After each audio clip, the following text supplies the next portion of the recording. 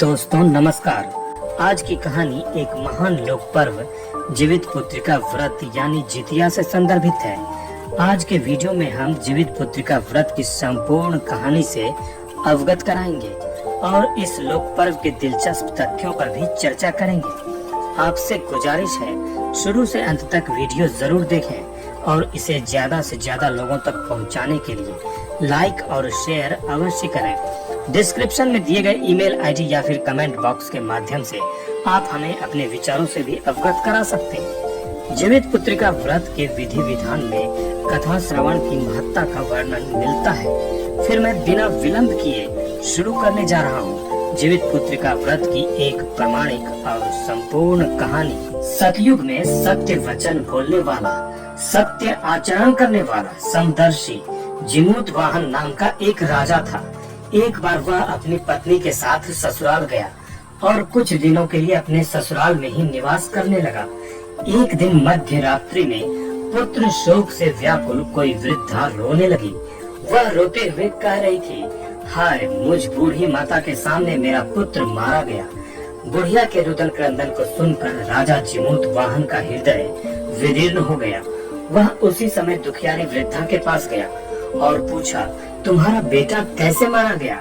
बुढ़िया ने कहा, भगवान विष्णु के वाहन गरुड़ जी प्रत्येक दिन यहाँ आते हैं और एक लड़के को ले जाकर उसे मार देते हैं और उसका मांस भक्षण करते हैं। इसी क्रम में उसका पुत्र भी समय से पहले ही काल के काल में समा गया। राजा जिमूतवाहन ने बुढ़िया को आश्वासन दिया, माते आप धैर्य रखो, मैं आपके पुत्र को पुनः वापस लाने का प्रयत्न करूंगा। राजा जिमूतवाहन उस स्थान पर गए जहां प्रतिदिन गरुड़ जी मानव मांस का भक्षण किया करते थे। राजा ने खुद को गरुड़ जी के समक्ष समर्पित कर दिया। गरुड़ जी के प्रहार से राजा गंभीर रूप से घायल हो गए, लेकिन एक एक कर अपने सारे अंगों को गरुड़ जी के समक्ष समर्पित करते जा रहे थे। राजा के चेहरे पर तनिक भी दर्द और डर का भाव नहीं था। गरुड़ जी से रहा न गया। उन्होंने राजा से पूछा, क्या तुम कोई देवता हो? तुम्हारा आचरण मनुष्यों की तरह तो नहीं है, कौन हो तुम? राजा ने कहा, मेरी माता का नाम शैव्या और पिता का नाम शलिवाहन है। सूर्य वंश में मेरा जन्म हुआ और मैं राजा जिमूतवाहन हूँ, लेकिन इस बात से कोई फर्क नहीं पड़ता। आप मुझे खाकर अपने भूख को शांत करें। गरुड़ जी तुरंत रुक गए और बोले, हे महाभाग, आपकी सहनशीलता को देखकर मैं आश्चर्यचकित हूँ, लेकिन आप मेरा ग्रास बनने क्यों आ गए? राजा जिमूतवाहन ने गरुड़ जी के समक्ष उस दुखियारी बुढ़िया और पूरे गांव की दुख भरी कहानी को रखा। राजा के दया भाव से अवगत होकर गरुड़ जी काफी प्रसन्न हुए और जख्मी राजा को तुरंत ही स्वस्थ कर दिया। फिर गरुड़ जी बोले, हे राजन, आपकी दयाशीलता, सहनशीलता और राजधर्म को देखकर मैं काफी प्रसन्न हूँ। आप इच्छानुसार मुझसे वर प्राप्त करें। राजा जिमूतवाहन ने गरुड़ जी से कहा, हे पक्षीराज, यदि आप मुझे वर दे रहे हैं तो मुझे यह वर दीजिए कि आपने अब तक जिन प्राणियों को खाया है वे सब जीवित हो जाएं और आज से आप बालकों को भी ना खाएं और कोई ऐसा उपाय करें कि जो जहाँ भी जन्म लिए हों बहुत दिनों तक जीवन जीने का सुख प्राप्त कर सके। राजा की बात को गरुड़ जी तुरंत मान गए। गरुड़ जी ने पूर्व में मार दिए गए सभी लड़कों को जीवित कर दिया और सभी लड़कों को अपने अपने घर जाने को कहा। गरुड़ जी ने राजा जिमूतवाहन से कहा, संसार के कल्याणार्थ एक और वर देता हूँ। आज आश्विन महीना कृष्ण पक्ष शुभ अष्टमी तिथि है। आज ही तुमने यहाँ की प्रजा को जीवन दान दिया है।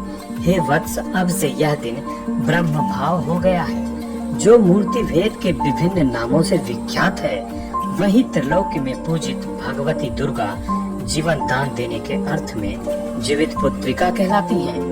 अतः इस तिथि को जो भी स्त्रियां उस जीवित पुत्रिका देवी की कुश की आकृति बनाकर तुम्हारी पूजा करेंगी तो दिनों दिन उसका सौभाग्य बढ़ेगा और वंश में भी बढ़ोतरी होती रहेगी। राजा जिमूतवाहन वरदान देने के बाद गरुड़ जी वैकुंठ प्रस्थान कर गए और राजा जीमूतवाहन अपनी पत्नी के साथ नगर प्रस्थान कर गए। महाभारत काल में यही कहानी ऋषि धौम्य जीवित पुत्रिका व्रत कर रही द्रौपदी को सुना रहे थे। दोनों के वार्तालाप को एक चील ने सुन लिया।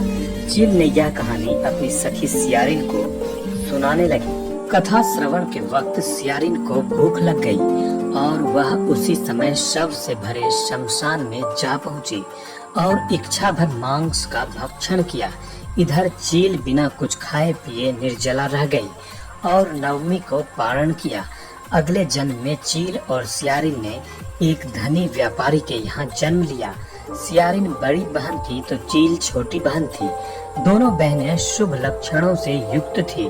बड़ी बहन का विवाह एक राजा के साथ संपन्न हुआ तो छोटी बहन उसी राजा के मंत्री से ब्याही गई। पूर्व जन्म के फल के कारण रानी निसंतान रही तो मंत्री की पत्नी को 8 तेजस्वी पुत्र प्राप्त हुए।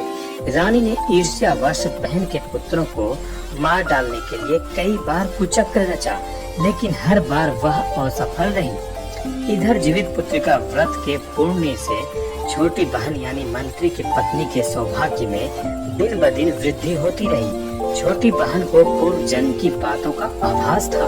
उसे बड़ी बहन का दुख देखा न गया और उसने पूर्व जन्म की कहानी का जिक्र अपनी बड़ी बहन के समक्ष विस्तार पूर्वक कर दिया और नियम निष्ठा के साथ जीवित पुत्रिका व्रत करने की सलाह दी। रानी ने निष्ठा पूर्वक जितिया व्रत का अनुष्ठान किया, जिसके प्रभाव से रानी सौभाग्यवती हुई और कई तेजस्वी पुत्रों की माता कहलाने का सौभाग्य उन्हें प्राप्त हुआ। ये थी जीवित पुत्रिका व्रत की कहानी।